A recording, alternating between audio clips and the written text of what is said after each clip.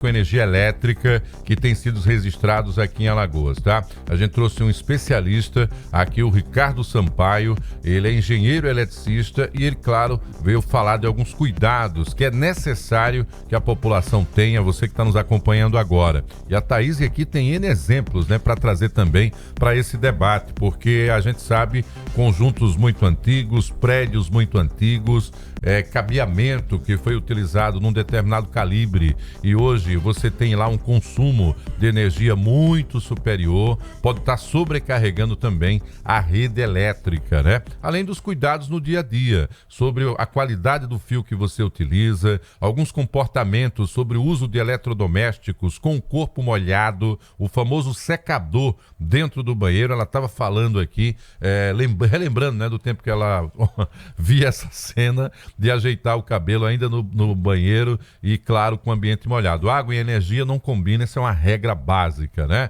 Ricardo, seja bem-vindo aqui ao Jornal da Mix. São muitas as frentes para a gente conversar, mas o que é essencial a gente iniciar nesse momento? Por que ainda tantos acidentes com rede elétrica aqui no nosso estado? Muito bom dia. Bom dia, Ricardo. Bem-vindo. Bom dia, Marcos. Bom dia, Thaís.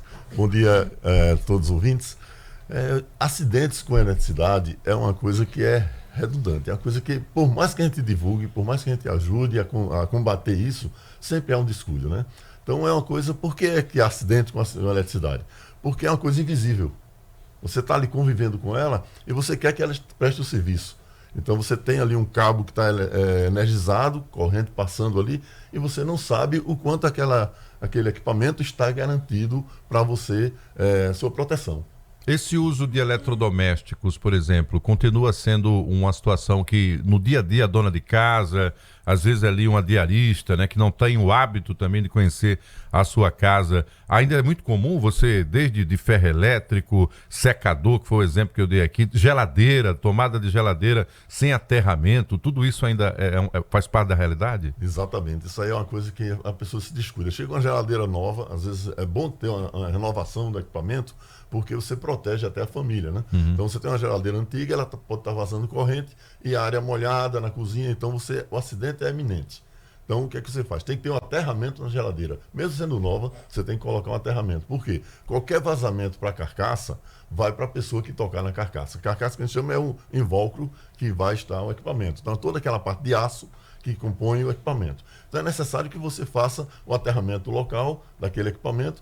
Hoje você tem obrigatoriamente 3 pinos na tomada, o central é o pino de aterramento. Então muita gente faz, a primeira providência é tirar aquele pino, né? Às vezes atrapalha, você está com uma tomada de só 2 pinos, aí você vai e tira lá, a extensão só tem 2 pinos, então você fica ligar e a tomada antiga não tem essa renovação. Então é necessário que haja esse aterramento, primeiro caso. Então você protege a família, protege quem tocar na carcaça do equipamento, que pode ter uma mínima corrente que passe, já pode ser fatal. Ricardo, recentemente nós tivemos 2 acidentes envolvendo energia elétrica registrados aqui em Alagoas. No último sábado, um homem morreu após uma descarga elétrica no bairro do Farol. Foi encontrada sobre uma caixa de energia a vítima. E na sexta-feira, no município de Jacuípe, no interior, uma adolescente de 16 anos sofreu um choque elétrico ao tentar subir em um ônibus escolar. Nesse caso, ela foi socorrida com vida, mas esses casos acendem alerta importante. Estamos subestimando os riscos? Em que situações é possível sofrer uma descarga elétrica ou sofrer um choque e de grandes proporções? Quais são os riscos que nós subestimamos no dia a dia em casa? Acho que fica a dúvida, né? Às vezes a gente está ali o dia fazendo as atividades na nossa rotina normal e não nos damos conta do perigo. Você tem essa visão também que isso ocorre? Veja só, Thaís, a distância de segurança é que tem que ser respeitada. Então todo choque vai depender da distância que você se aproxima do equipamento energizado. Nesse caso do ônibus, da criança que sofreu uma descarga, o ônibus, existe uma distância de segurança que é no mínimo 4,5 metros na área de pedestre. Na área de transeunte, de carros, já muda. Então tem que ter uma área, às vezes o cabo, com o calor, ele desce um pouquinho e diminui essa distância de segurança, a altura de segurança do ônibus. Pode ter sido isso. Ou até mesmo passou um caminhão mais alto, danificou aquela fiação, ela foi esticada e diminuiu, então, a essa altura. Aí vem o ônibus e eletrocutou o rapaz, o menino. Isso aí é normal. Quando a pessoa vai fazer adentrar um equipamento, por exemplo, um armário para roubar, que às vezes é um caso de roubo de cobre, né? Não deve fazer isso porque está energizado. Então, qualquer curto que a pessoa se cometer pode falecer ali, pode haver um acidente fatal. Então, as pessoas se envolvem em acidentes porque vão na ânsia de querer ser o herói, o artista, né? Como se diz, e tenta com a faca, como é o caso desse acidente desse rapaz, ele entrou no armário para obturar, tirar algum cabo, alguma coisa. Por que alguns equipamentos, a exemplo de sanduicheiras, principalmente os equipamentos que têm aquela base em inox ou em alumínio, não são plastificadas, vamos dizer assim, a airfryer também por dentro, podem gerar sensação de choque? Ou choque mesmo? Certo. A sensação de choque acontece às vezes uma choque indutiva.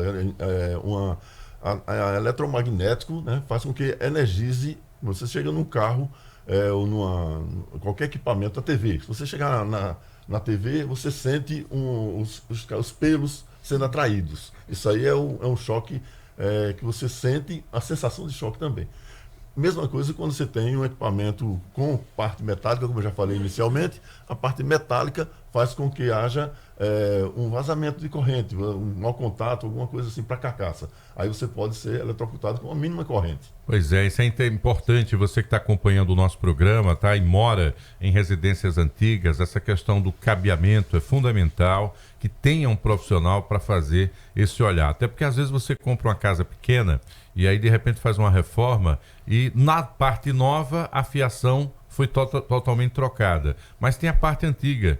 E essa interatividade do antigo com o novo, às vezes, também pode provocar não só sobrecarga, superaquecimento, há uma proteção no entorno do fio que ao longo do tempo, a depender da exposição ao sol e onde ela fica, provoca ressecamento e aquilo ali deixa essa fiação exposta, ao ponto de, em contato com a água, nesse período de chuva, deixar paredes energizadas. Então, é fundamental ter essa atenção quanto ao seu ambiente doméstico, porque ao mesmo tempo que a energia veio para trazer comodidade, ela pode, infelizmente, colocar em risco também a sua vida. O Ricardo falava aqui da mudança do padrão das tomadas, exatamente como forma de garantir segurança.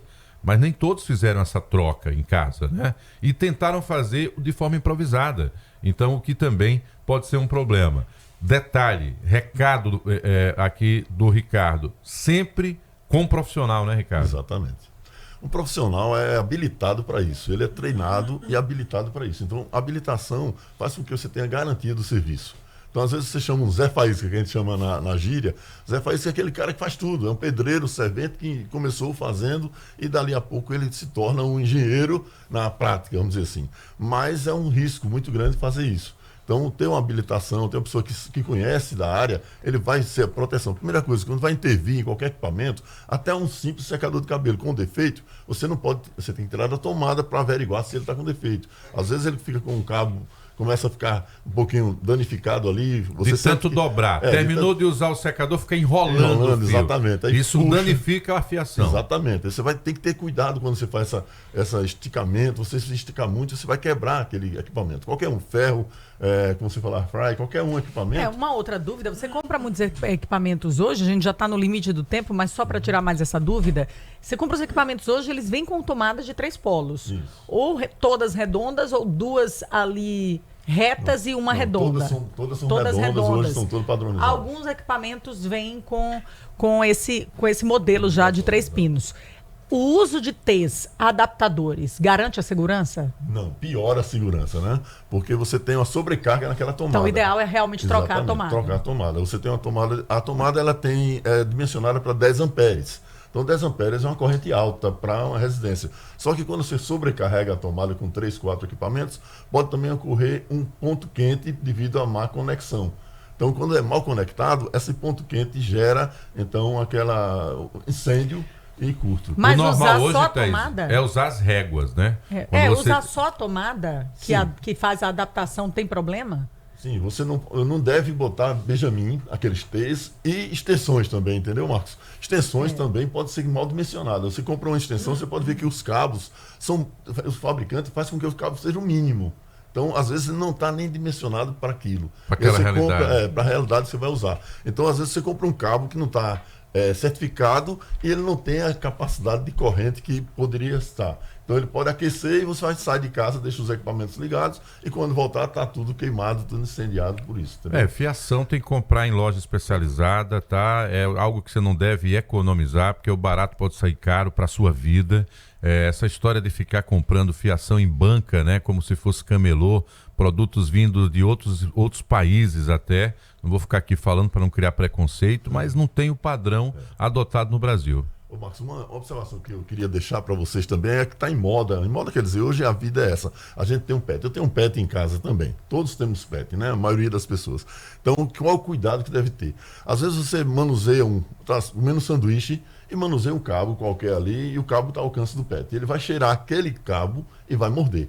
Então, já aconteceu lá em minha casa, o meu pet mordeu o que eu tinha antes, ele mordeu um fio de rede que estava no cantinho lá, estava exposto, ele mordeu o fio de rede.